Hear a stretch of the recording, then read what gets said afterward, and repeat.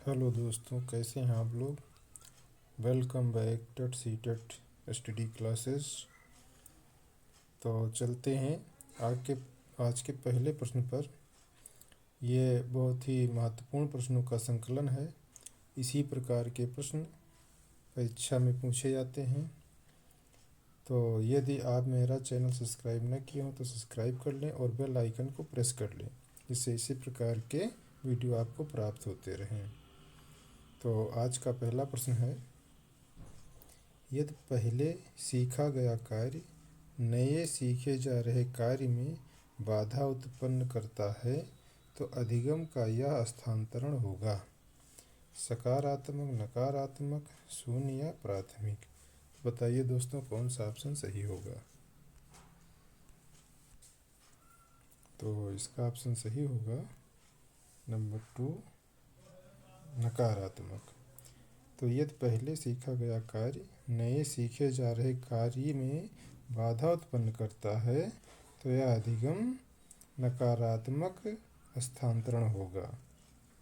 तो इसलिए ऑप्शन 2 सही होगा, नकारात्मक। तो चलते हैं अगले प्रश्न पर।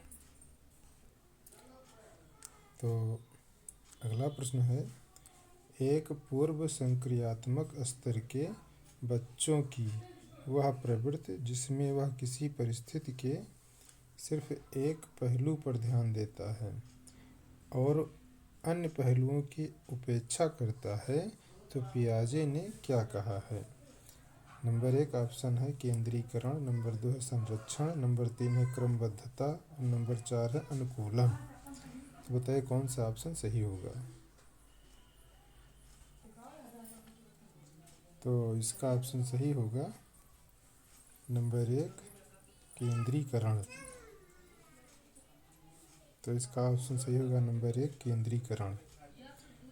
तो एक पूर्व संक्रियात्मक स्तर के बच्चे की वह प्रवृत्ति जिसमें वह किसी परिस्थिति के सिर्फ एक पहलू पर ध्यान देता है और अन्य पहलू की उपेक्षा करता है को जीन पियाजे ने केंद्रीकरण कहा है। तो इसका ऑप्शन 1 सही होगा, केंद्रीकरण।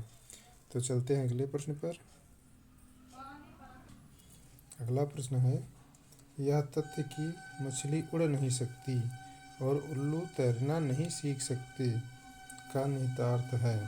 नंबर 1, उपयुक्त पुनर्बलन की कमी, उनके अनुभव की कमी, इन जीवों की सुस्ती, अधिगम पर जैविक सीमाओं का प्रभाव। तो बताइए मित्रों, कौन सा ऑप्शन सही होगा। तो इसका ऑप्शन सही होगा नंबर 4, अधिगम पर जैविक सीमाओं का प्रभाव। तो यह तथ्य कि मछली उड़ नहीं सकती और उल्लू तैरना नहीं सीख सकते का निहितार्थ है अधिगम पर जैविक सीमाओं का प्रभाव। तो चलते हैं अगले प्रश्न पर।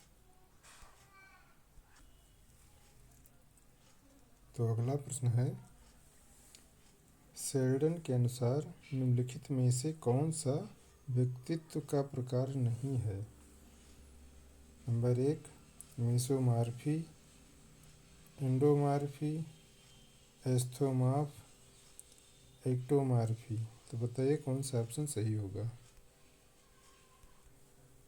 तो इसका ऑप्शन सही होगा नंबर 4, एक्टोमॉर्फी।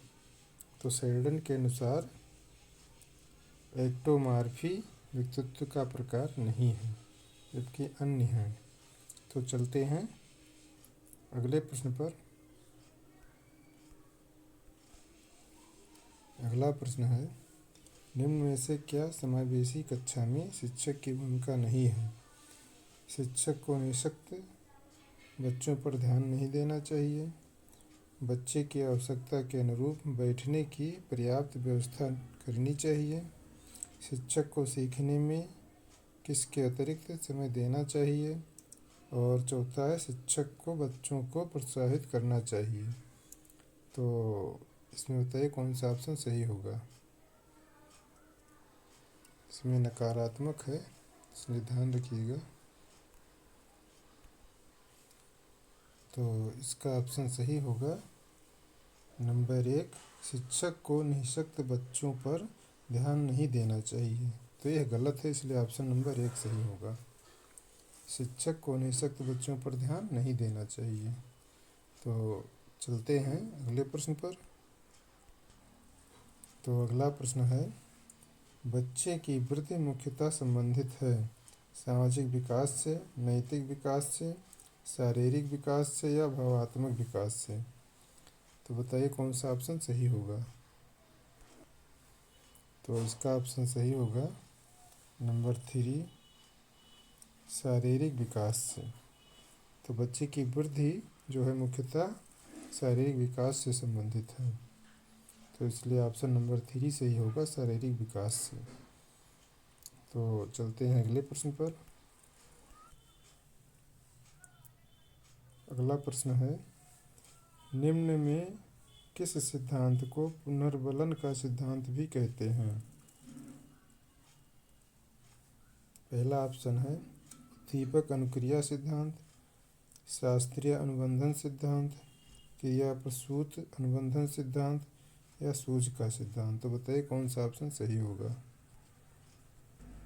तो इसका ऑप्शन सही होगा नंबर 3, क्रिया प्रसूत अनुबंधन सिद्धांत। तो क्रिया प्रसूत अनुबंधन सिद्धांत को पुनर्बलन का सिद्धांत भी कहते हैं, इसलिए इसका ऑप्शन नंबर 3 सही होगा, क्रिया प्रसूत अनुबंधन सिद्धांत। तो चलते हैं अगले प्रश्न पर। अगला प्रश्न है, निम्न में से कौन सी अवस्था ब्रूनर के संज्ञात्मक विकास सिद्धांत का अंग नहीं है। तो इसमें नहीं है, ध्यान रखना है। प्रतिबिंबात्मक अवस्था, नंबर 2 है अंतःप्रज्ञ अवस्था, और नंबर 3 है क्रियात्मक अवस्था, नंबर 4 है संकेतात्मक अवस्था। बताइए मित्रों कौन सा ऑप्शन सही होगा। तो इसका ऑप्शन सही होगा नंबर 2, अंतःप्रज्ञ अवस्था। तो अंतःप्रज्ञ अवस्था ब्रूनर के संज्ञात्मक विकास सिद्धांत का अंग नहीं है, अन्य ऑप्शन है, तो इसलिए ऑप्शन नंबर 2 सही होगा इसका, अंतःप्रज्ञ अवस्था। तो चलते हैं अगले प्रश्न पर। पहला प्रश्न है, निम्न में से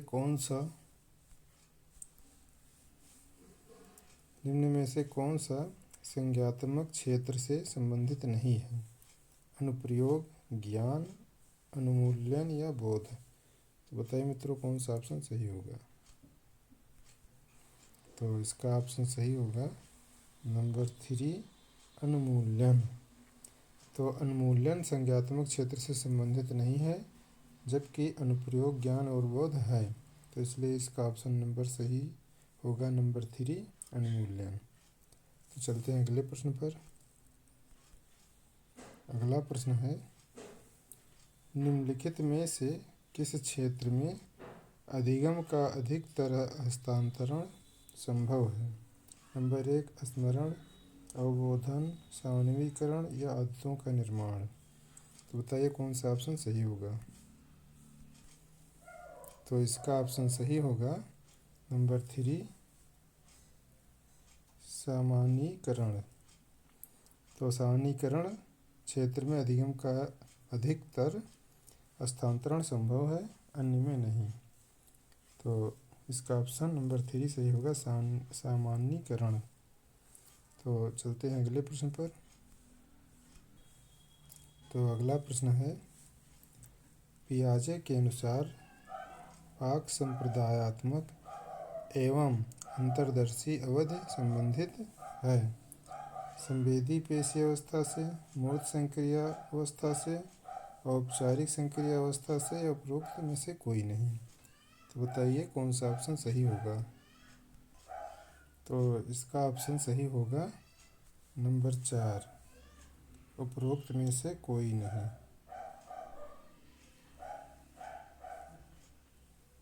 तो पियाजे के अनुसार पाक संप्रदायात्मक एवं अंतर्दर्शी अवधि संबंधित है, तो है किसी से भी नहीं है। किसी से भी नहीं है, ना ही संवेदी पेश अवस्था से है, ना ही मूर्त संक्रियावस्था से, ना ही औपचारिक संक्रियावस्था से है। तो उपरोक्त में से कोई नहीं होगा, इसलिए ऑप्शन नंबर 4 सही होगा, उपरोक्त में से कोई नहीं। तो चलते हैं अगले प्रश्न पर। अभिप्रेरणा का चालक सिद्धांत किसके द्वारा दिया गया है? नंबर 1 विक्टर ह्यूम, नंबर 2 है आरियस, वुडवर्थ, मैस्लो या स्किनर। तो बताइए कौन सा ऑप्शन सही होगा? तो इसका ऑप्शन सही होगा नंबर 3 मैस्लो। तो प्रेरणा का चालक सिद्धांत जो है मैस्लो महोदय ने दिया था, इसलिए इसका ऑप्शन नंबर 3 सही होगा, मैस्लो। तो चलते हैं अगले प्रश्न पर। तो अगला प्रश्न है बुद्धिलब्धि का प्रत्यय प्रस्तुत किया गया हिल्बर्ट द्वारा, विलियम स्टर्न द्वारा, साइमन द्वारा कि वुंट द्वारा। तो बताइए कौन सा ऑप्शन सही होगा? तो इसका ऑप्शन बताइए। तो इसका ऑप्शन सही होगा नंबर 2 विलियम स्टर्न द्वारा। तो बुद्धिलब्धि का प्रत्यय विलियम स्टर्न ने प्रस्तुत किया था, इसलिए ऑप्शन नंबर 2 सही होगा, विलियम स्टर्न। तो चलते हैं अगले प्रश्न पर। अगला प्रश्न है बुद्धि के बहुबुद्धि सिद्धांत का प्रतिपादन किया स्पीयरमैन, थर्स्टन, कैटल या गार्डनर। तो बताइए कौन सा ऑप्शन सही होगा? तो इसका ऑप्शन सही होगा नंबर 4 गार्डनर। तो बुद्धि के बहुबुद्धि सिद्धांत का प्रतिपादन गार्डनर महोदय ने किया था, इसलिए इसका ऑप्शन नंबर 4 सही होगा, गार्डनर। तो चलते हैं अगले प्रश्न पर। तो अगला प्रश्न है उस श्रेणी को पहचानिए जो अधिगम के स्थानांतरण के प्रकारों को सूचित नहीं करती। धनात्मक, ऋणात्मक, क्षैतिज, लंबीय, एक पक्षीय, द्विपक्षीय या एक पुच्छीय या द्विपक्षीय। तो बताइए कौन सा ऑप्शन सही होगा? तो इसका ऑप्शन सही होगा नंबर 4 एक पुच्छीय, द्विपक्षीय। तो उस श्रेणी को पहचानिए जो अधिगम के स्थानांतरण के प्रकारों को सूचित नहीं करती। तो कौन नहीं करती है? तो नंबर 4 होगा, एक पुच्छीय, द्विपक्षीय, जबकि और अन्य ऑप्शन सही होंगे। तो इसमें ऑप्शन आपका नकारात्मक है, इसलिए एक पक्षीय और द्विपक्षीय ऑप्शन सही होगा। तो चलते हैं अगले प्रश्न पर। अगला प्रश्न है यदि किसी बच्चे की मानसिक आयु 5 वर्ष और कालानुक्रमिक आयु 4 वर्ष है तो बच्चे की बुद्धिलब्धि क्या होगी? 125, 80, 120 या 100। तो बताइए कौन सा ऑप्शन सही होगा? तो इसका ऑप्शन सही होगा नंबर 1 125। तो मित्रों बुद्धिलब्धि के सूत्र पर जब मान रखेंगे तो मान रखने पर जब कैलकुलेशन करेंगे तो उसका कैलकुलेशन 125 आएगा। तो इसलिए इसका ऑप्शन नंबर 1 सही होगा, 125। चलते हैं अगले प्रश्न पर। तो अगला प्रश्न है थॉर्नडाइक ने सीखने का यह नियम नहीं दिया। नंबर 1 तत्परता का नियम, प्रभाव का नियम, अवलोकन का नियम या अभ्यास का नियम। तो बताइए कौन सा ऑप्शन सही होगा?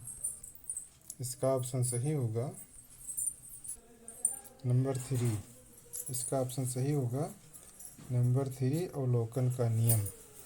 तो थॉर्नडाइक ने सीखने का अवलोकन का नियम नहीं दिया था, जबकि तत्परता का नियम और प्रभाव का नियम और अभ्यास का नियम दिया था। इसलिए ऑप्शन नंबर, ये चूँकि नकारात्मक क्वेश्चन है इसलिए ऑप्शन नंबर 3 सही होगा, अवलोकन का नियम। तो चलते हैं अगले प्रश्न पर। अगला प्रश्न है, निम्न में से कौन शिक्षण कौशल से संबंधित है? नंबर 1 श्यामपट्ट पर लिखना, नंबर 2 प्रश्नों को हल करवाना, नंबर 3 प्रश्न पूछना और नंबर 4 है ये सभी। तो बताइए कौन सा ऑप्शन सही होगा? इसका ऑप्शन सही होगा नंबर 4 ये सभी।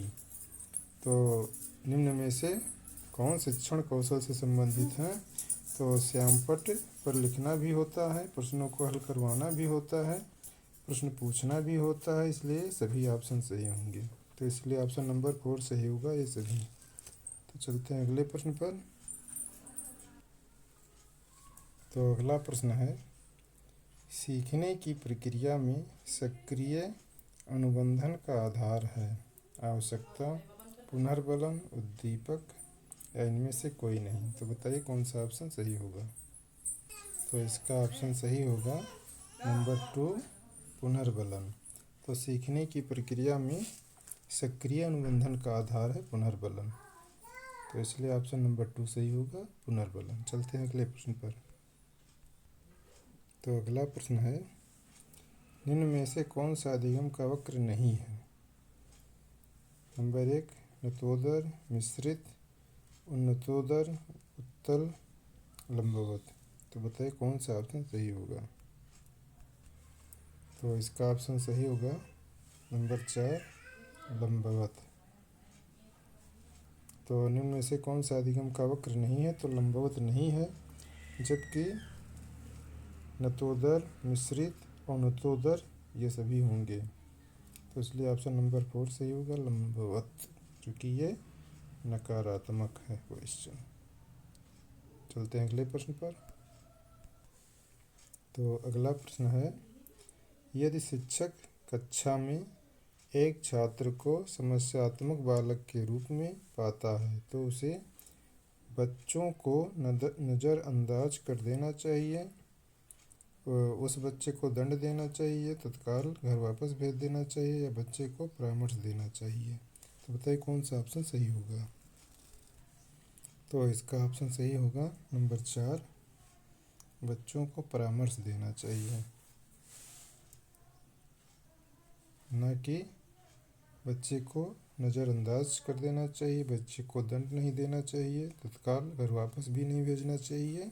इसलिए ऑप्शन नंबर 4 सही होगा, बच्चे को परामर्श देना चाहिए। तो चलते हैं अगले प्रश्न पर। तो अगला प्रश्न है, पाठ सहगामी क्रियाएं मुख्यतः संबंधित हैं छात्रों के सर्वांगीण विकास से, शैक्षिक संस्थानों के विकास से, छात्रों के मानसिक विकास से या छात्रों के वितरिक विकास से। तो बताइए कौन सा ऑप्शन सही होगा? तो इसका ऑप्शन सही होगा नंबर 1 छात्रों के सर्वांगीण विकास से। तो पाठ सहगामी क्रियाएं छात्रों के सर्वांगीण विकास से संबंधित हैं, तो इसलिए इसका ऑप्शन नंबर 1 सही होगा छात्रों के सर्वांगीण विकास। चलते हैं अगले प्रश्न पर। अगला प्रश्न है, निम्न में से किसने अधिगम सिद्धांत का प्रतिपादन नहीं किया? स्किनर, थॉर्नडाइक, कोहर या बीएस ब्लूम। तो बताइए कौन सा ऑप्शन सही होगा? तो इसका ऑप्शन सही होगा नंबर 4 बीएस ब्लूम। तो बीएस ब्लूम महोदय ने अधिगम सिद्धांत का प्रतिपादन नहीं किया था, जबकि स्किनर, थॉर्नडाइक और कोहलर इन्होंने प्रतिपादन किया था। तो इसका ऑप्शन सही होगा बीएस ब्लूम। तो चलते हैं अगले प्रश्न पर। तो अगला प्रश्न है, वर्ग समूहन की योग्यता का विकास होता है संवेदीगामक अवस्था के दौरान, पूर्व संक्रियात्मक अवस्था के दौरान, मूर्त संक्रियात्मक अवस्था के दौरान, औपचारिक संक्रियात्मक अवस्था के दौरान। तो बताइए कौन सा ऑप्शन सही होगा? तो इसका ऑप्शन सही होगा नंबर 3 मूर्त संक्रियात्मक अवस्था के दौरान। तो वर्ग समूहन की योग्यता का विकास मूर्त संक्रियात्मक अवस्था के दौरान होता है, न कि संवेदीगामक, पूर्व संक्रियात्मक या औपचारिक संक्रियात्मक अवस्था के दौरान। इसलिए ऑप्शन नंबर 3 सही होगा, मूर्त संक्रियात्मक अवस्था के दौरान। चलते हैं अगले प्रश्न पर। तो अगला क्वेश्चन है, निम्नलिखित में से कौन सा निरीक्षणात्मक अधिगम का तत्व नहीं है? नंबर 1 ध्यान, संग्रहण, उत्पादन या तैयारी। तो बताइए कौन सा ऑप्शन सही होगा। तो इसका ऑप्शन सही होगा नंबर 4 तैयारी। तो निम्नांकित में कौन सा निरीक्षणात्मक अधिगम का तत्व नहीं है? यहाँ नकारात्मक कह रहा है, तो नहीं क्या होगा? तैयारी। जबकि ध्यान, संग्रहण और उत्पादन होगा। तो इसलिए ऑप्शन नंबर 4 सही होगा, तैयारी। चलते हैं अगले प्रश्न पर। अगला प्रश्न है,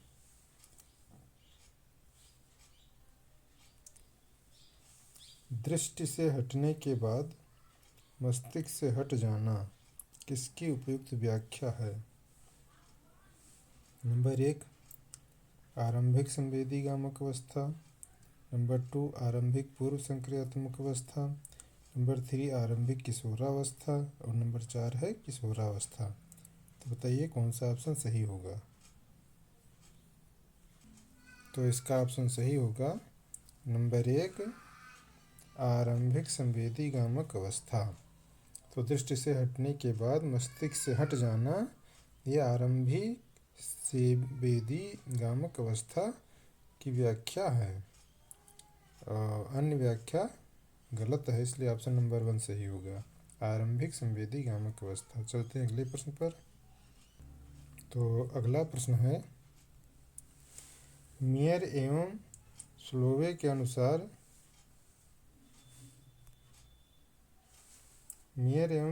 के अनुसार निम्नांकित में से कौन सी प्रक्रिया भावनात्मक बुद्धि के संप्रत्यय में शामिल नहीं है? नंबर 1 समझ, प्रत्यक्षण, प्रबंधन या रचना। तो बताइए कौन सा ऑप्शन सही होगा। तो इसका ऑप्शन सही होगा नंबर 4 रचना। तो मेयर एवं स्लोवे के अनुसार निम्नांकित में से रचना प्रक्रिया भावात्मक बुद्धि के संप्रत्यय में शामिल नहीं है। तो ये नहीं होगा, गलत है, बाकी ये सब होंगे। इसलिए ऑप्शन नंबर 4 सही होगा, रचना, क्योंकि निगेटिव क्वेश्चन है। तो चलते हैं अगले प्रश्न पर। अगला प्रश्न है, निम्नांकित में से कौन सी ब्रूनर की संज्ञात्मक विकास सिद्धांत की अवस्था नहीं है? तो देखिए इसमें भी निगेटिव है। तो नंबर 1 है प्रतिबिंबात्मक अवस्था, संकेतात्मक अवस्था, एग्रीलिक अवस्था या क्रियात्मक अवस्था। तो बताइए कौन सा ऑप्शन सही होगा। तो इसका ऑप्शन सही होगा नंबर 3 एक्रिलिक अवस्था। तो निम्नलिखित में से कौन सी ब्रूनर की संज्ञात्मक विकास सिद्धांत की अवस्था नहीं है? तो वो एक्रिलिक अवस्था नहीं होगी। जबकि प्रतिबिंबात्मक अवस्था ये होगा, और संकेतात्मक अवस्था भी होगा, और क्रियात्मक अवस्था भी होगा। तो इसलिए ऑप्शन नंबर हमारा 3 सही होगा, एक्रिलिक अवस्था, क्योंकि यहाँ निगेटिव पूछा जा रहा है। तो चलते हैं अगले प्रश्न पर।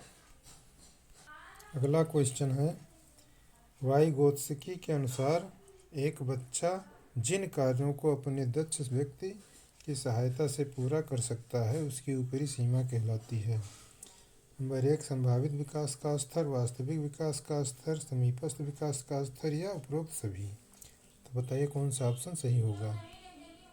तो इसका ऑप्शन सही होगा नंबर 1 संभावित विकास का स्तर। तो वाइगोत्स्की के अनुसार एक बच्चा जिन कार्यों को अपने दक्ष व्यक्ति की सहायता से पूरा कर सकता है उसकी ऊपरी सीमा संभावित विकास का स्तर कहलाती है।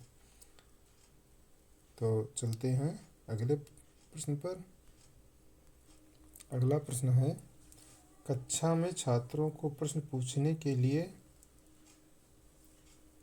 नंबर 1 प्रेरित करना चाहिए, हतोत्साहित करना चाहिए, अनुमति नहीं देना चाहिए और रोक देना चाहिए। तो बताइए कौन सा ऑप्शन सही होगा। तो मित्रों, इसी के साथ वीडियो यहीं पर समाप्त होता है। मिलते हैं अगले वीडियो में। यदि आपको ये वीडियो पसंद आया हो तो कृपया लाइक और शेयर ज़रूर करें और तैयारी करते रहिए। बहुत बहुत धन्यवाद।